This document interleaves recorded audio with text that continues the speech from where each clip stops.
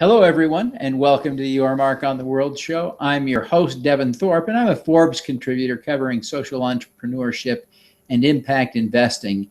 Our guest today is Jack Nadel, and Jack is a remarkable man, a World War II veteran with a long and illustrious 7-decade business career as an entrepreneur, and he's now written a book that he is sharing all of his wisdom in, and he's made the book available to veterans, a special soft spot in his heart for veterans. That book is available for free to veterans. So, Jack, welcome to the show, and thank you for being with us. Well, it's really a pleasure to be here with you and to talk about something that I feel very passionate about. Now, Jack, I know the point of this visit is to talk about your book and entrepreneurship. But I want to ask you to give us one highlight experience from World War II, because there are so few people left to tell us what it was like firsthand. Can you just give us one quick anecdote from World War II? Sure. I generally don't tell these stories, but I think this is the right place and the right time. I flew 27 combat missions over Japan in a B-29. My job was that as navigator and radar bombardier. And there were 3 different types of missions: daytime in formation, daytime at a very high altitude, and the ones that really developed or night raids at a very low altitude, which were very seriously dangerous. And the one story I will tell you, which I think got me my Distinguished Flying Cross, was the one of my buddies was shot down right off my left wing. And of course, if that doesn't give you survivor's guilt, nothing will. You wave to him 1 minute, and the next minute he's gone. And they went into the water. As a big B-29, we peeled out of formation and followed him over the water and protected them from the gunners. And until we were able to call in reinforcements, we did exactly that. I think we gathered about 120 holes in our airplane. And I figured as a navigator that there would be no way with this extra gasoline that we would make it back to Saipan. So I steered a course. I called the pilot. I said, "Skipper, we're going to Iwo Jima." And Iwo Jima, they had just finished fighting for the island, as they said they had it secure. It turned out that we were either the first or the second emergency landing on Iwo Jima. The fighting was still going on. We disengaged from the plane, circled it, held pistols drawn till they came up, filled up the tanks, sent it back with, "Oh boy, good luck." and we had, and I'll tell you something, we arrived in Saipan that our gas was so low we had to feather 2 engines. Oh, wow. Oh, my gosh. What an experience. What an experience. It's just a miracle that you survived that, and here you are 70 plus years later to tell us the tale. Now, Jack, how did you get started in business after World War II? There was no question in my mind, for some reason, I wanted to go into my own business. I felt that after the war, there would be a tremendous demand for all kinds of merchandise, and I wanted to get into it. I formed an export company called Trans-Pacific Traders, and I went to the Chamber of Commerce, the Los Angeles Chamber of Commerce, where they published a list of people who were looking for hard-to-get merchandise. Amongst them was an inquiry from the Chinese for navy blue woolen material. Impossible, because all they'd manufactured for the past 3 years was olive drab for the army. But the war was now over, and they were disarming 10 million men. So there was a lot of that. And I figured it out. I didn't think it was rocket science that buy the Army olive drab, dye it navy blue, sell it to the Chinese. And that's what I did. And it worked. Genius maneuver. Now, you've written a book. Tell us a little bit about your book.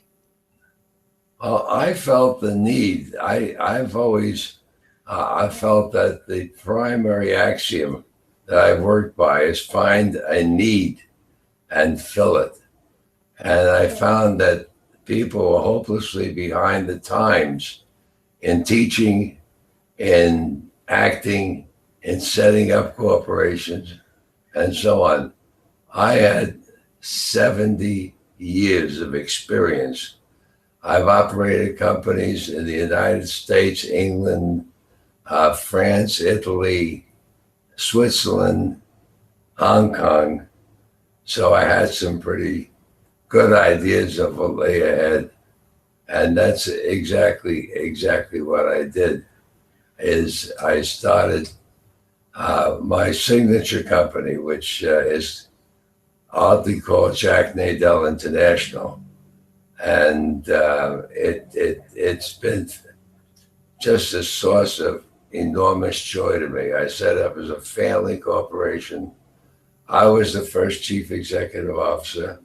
My kid brother, who was 11 years younger, unfortunately has passed away, was the second one, and his son is the third. And we started with a tiny office in Los Angeles, and we now have 25 offices around the world. And I'm very proud of my nephew, Craig, who is the third Nadel to be chief executive officer. Wow, that's really a remarkable framework from which to write a book. Can you give us one or two of the tips that you shared in your book? Well, I think probably the most important thing I might have done in the book, because I was thinking of it in terms if I was starting out, what did I need to know? What could help me? The biggest cause of failure is fear of failure. And I found, how could I eliminate that? I put together a simple 5-step program, which takes 5 minutes to read, that I think dramatically reduces the amount of failure in business. I call it the Nadel method because, amongst other things, I guess I'm not humble enough. Well, we're glad you're willing to share your insights. So, Jack, you have become a role model to so many in your family, in the country, in the world, who look up to you as a war hero, as a business leader, as an entrepreneur, as a father. Tell us who do you look up to? Who's your role model? I guess a number of years ago, one of the companies that I was running was a direct mail company. And one of our clients was a tiny company. Let's see, I think it was called Apple, which has turned into the largest company in the world today. And Steve Jobs was someone I dramatically admired because of his technological genius and for the fact that I think he was a true marketing genius. I would like to make products that when I announce it, there are 2 lines around the corner. So that simply worked. But today my hero is a young man named Elon Musk. And this is the guy that started Tesla. He started PayPal, which I think has been instrumental in a lot of our success in enabling us to collect our money. Practical, works, employs lots of people, and makes money. I mean, what else could you ask of an entrepreneur? And the courageous way in which he pursues his electric car, which I was fortunate enough to buy stock in, and he has set up something that I think is worth following. And then he's got some things that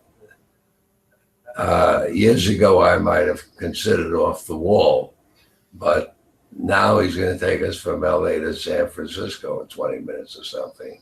Yeah. I believe him. I really believe him.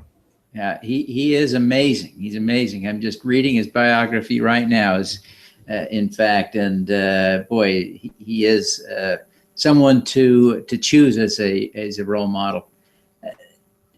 Well, Jack, I'm curious about why you are still at it and why you are focused on giving back so much at this stage in your life. You live in a beautiful place, right? You live in Santa Barbara near the beach. You could be fully retired, and if anyone earned it, you earned it. Why are you still engaged? Why are you focused on giving back? You're remarkable. Well, I think at the base, and I'm very happy to say that the money I've made will far outlast me. So I'm not worried about living through my life. I have learned so much. I have contacted so many people. I see so many misunderstandings that I wanted to pass on a legacy of what I have learned so that this kind of concept can continue long after I'm gone. Yeah. Oh, that's brilliant. That's brilliant. Now, Jack, there are all kinds of people who are watching this show. They come from all walks of life. I suspect there are not many World War II veterans who are watching the show. You stand almost alone in that group these days. But tell us a little bit. One thing they all have in common, wherever they come from, is they have a desire to do more good in the world. And you've done a lot of good. You've made a huge impact. Tell us a little bit about how we can do more good in the world. You can always find the time, but I found the most effective way to go is only talk about things that you've done. In other words, when you read my book, there's 50 tips, the evolution of an entrepreneur. Could get the plug in there. I've done it all. Every one of those deals I was in on. Every one of those I helped negotiate. So I'm talking from practical experiences and not theories. And I feel very strongly that we are in danger of losing our middle class. And our middle class, I think, consists mainly of entrepreneurs, of people who can produce new merchandise that have a great need and who produce great products and great processes and make our life better and make for a strong democracy. I believe in international trade very strongly. I believe it on a simple fact, since I've been there. People who trade do not fight. You know, that is a great, great insight to wrap up with. Jack, thank you very much for taking time to be with us. Now, can you tell people how to find you, how to connect with you? As I'm sure people are who see this will want to learn more about you, want to connect with you. How do they do it? I am so grateful for today's technology, which is unusual in guys my age. All you have to do is go to jacknadel.com. I have a well-designed website that not only shows the business, the company, the deals, the awards I've been fortunate enough to receive, but also tell stories. And I like it as a clearinghouse. I like people when they have questions to answer them. I think the biggest problem we have in the world today, and this is going to sound strange, is one of communications. And I take a class, and I'm an adjunct professor, incidentally, with no education. I have a high school diploma.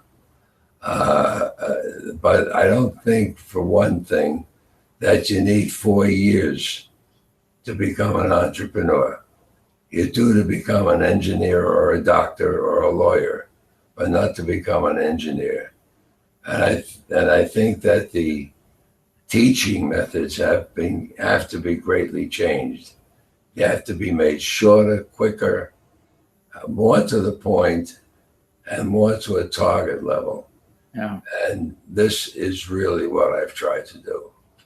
Well, that's a great insight. And Jack, we thank you very much for being with us. We're grateful for your time today. We're grateful for your noble example of entrepreneurship over the last 70 years.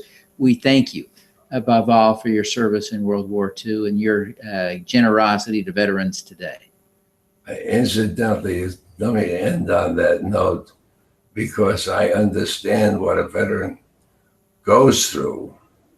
I have made my books available to them at no charge. I have also consulted with a number of veterans groups and given webinars and so on, because that veteran has to make 2 transitions. He has to make the transition from being a soldier to being a civilian, which is not easy. And then he has to make the transition from being a civilian to becoming an entrepreneur. It's doable. Folks, I'm an ordinary guy. I know nothing. I went to no special schools. I had no special education. I did not have a tutor or a mentor. I am one of the millions and millions of people out there that can do better. They just have to know how. Yeah. Well, Jack, again, thank you very much for being with us. We wish you every success. Thank you. I'm having fun. All righty. Let's do some good. Point. I've got to say, I have had fun every step of the way. I don't doubt it, Jack. I don't doubt it. Thank you. Now let's do some good.